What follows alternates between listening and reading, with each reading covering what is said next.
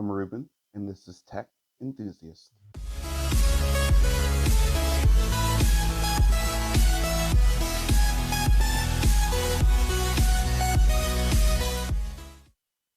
Hello, and welcome back to the channel. So, I have had Samsung's Z Fold 3 5G for the last 75, 80 days, and so we'll call this video What You Need to Know About the Fold 3. So, starting with the front of the device, you should know that because it's so narrow, like the Fold 2, it is very easy to hold. It's very natural. It's not a very wide phone at all. So, holding on to it over the course of a day is not going to feel like you're holding on to something nearly as wide as, say, like a Note or any of the wider phones. Also, what you should know is that the front screen, although being very narrow, is more than easy to use. You will find that despite having a very narrow view, that it's easy to type on, it's easy to use, it's more than functional. The trick is you really should use a keyboard that includes swipe as opposed to trying to type out something individually or a letter at a time, rather. I find that using swipe on the main screen is so much easier than trying to type individual letters on the Fold 3. You should know that 25% brightness that Samsung claims, or brighter over the Fold 2, is a real thing. And it is extremely useful, especially if you are someone who's outside using your phone a lot, if you're using it in direct sunlight or anything like that. That 25% brightness will definitely come in handy as far as being able to use this outdoors. All right. So you should also know that the build quality on this phone is outstanding. You've heard other reviews talk about how this is kind of a further iteration. Um, I truly believe that this phone is just kind of really making foldables mainstream.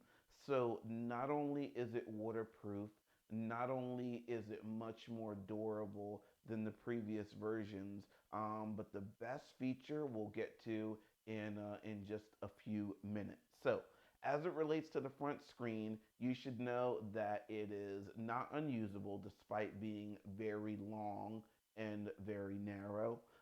You should know that using swipe on the main screen is going to make it a lot easier to use. And of course, you should know that the actual brightness is a real thing. You should know that the hinge on the Z Fold 3 is extremely durable and extremely reliable. This will not soften up. It will not feel loose. It will not feel like it's falling apart. It is a very, very, very solid piece of engineering.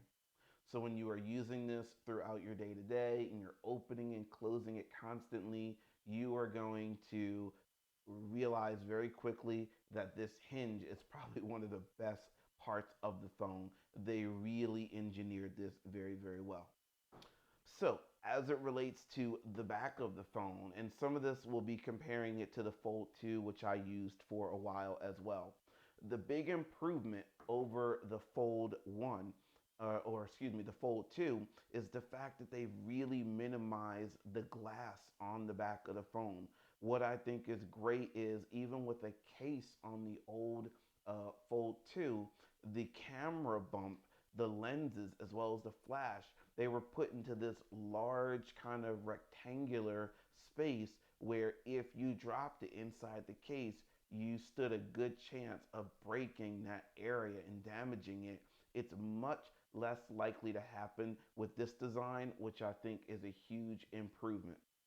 Now, speaking of the cameras, don't get convinced that megapixels are what it's all about. So that's already been said time and time again. But with that being said, you should know that these 12 megapixel cameras, whether it's the main camera, the telephoto, or the wide angle, are going to give you some incredible photos.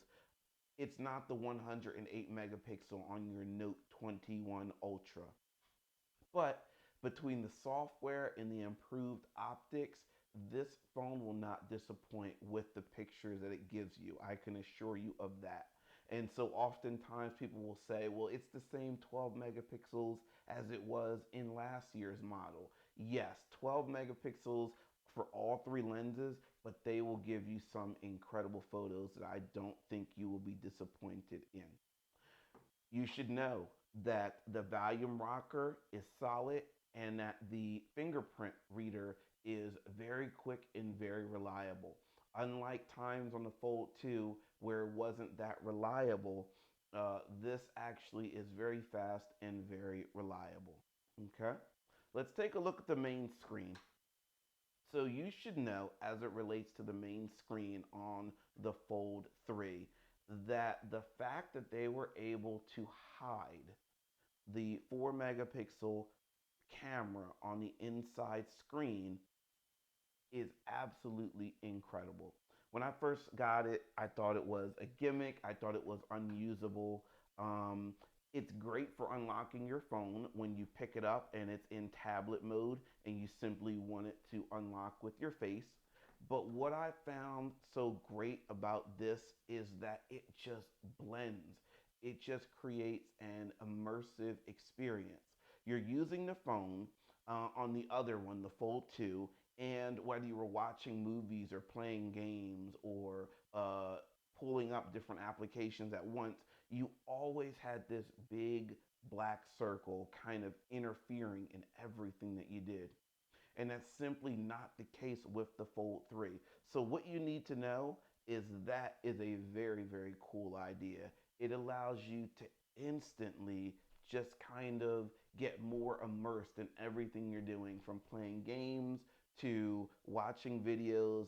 Anything on the Fold 3 is better because they've made it not an in display camera, but an under display camera. And so this area of the screen that's built on top of the camera easily blends into whatever image, pictures, or whatever you are doing on the screen, which is great. You should know that the screen, the main screen on this, is so much more durable than the previous generations. It feels so much like a regular phone. Now, this is still ultra thin glass, it's still a polymer layer, but the fact that you can, and this is something I touched on a few moments ago, the fact that you are able to do things on this display that you couldn't on previous displays of foldable phones. So, what do I mean when I say that? Well, I feel like one of the best features of this device is not the device itself, it's actually this guy over here.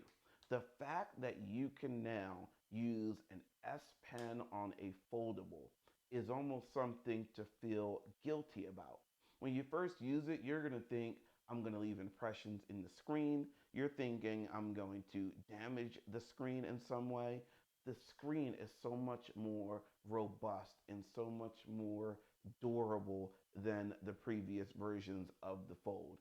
The phone is reliable. The phone gives you great sound. It gives you great call quality. It gives you your 12 gigabytes of RAM. This happens to be the 512 gig model because what you should know is that no version of the Fold comes with expandable storage. So if you can, I would definitely recommend the 512 model over the 256. In fact, the primary reasons that I decided to upgrade from the Fold 2 to the Fold 3 is for two primary reasons. One had to do with waterproofing. When you are out and about in the rain, when you walk by a sprinkler, anything like that that has to do with water, this is one of those things that will just give you a lot more confidence when you're out and about with the phone, when you're using the phone, when you're doing whatever, knowing that this is water resistant. It has an IPX rating, which means it can survive up to 1.5 meters of water for up to 30 minutes, which I think is outstanding on a foldable device. So that was the first reason that I decided to upgrade.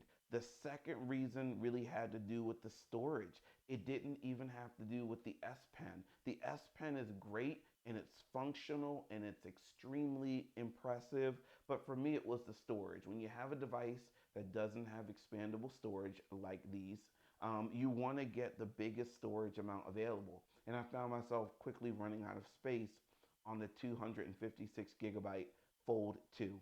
And so upgrading to the Fold 3 and going with the 512 gigabyte model was something that I was anxious to do. So, all in all, what should you know about the Fold 3? Well, you should know that it is a good phone. You should know that it is a workhorse.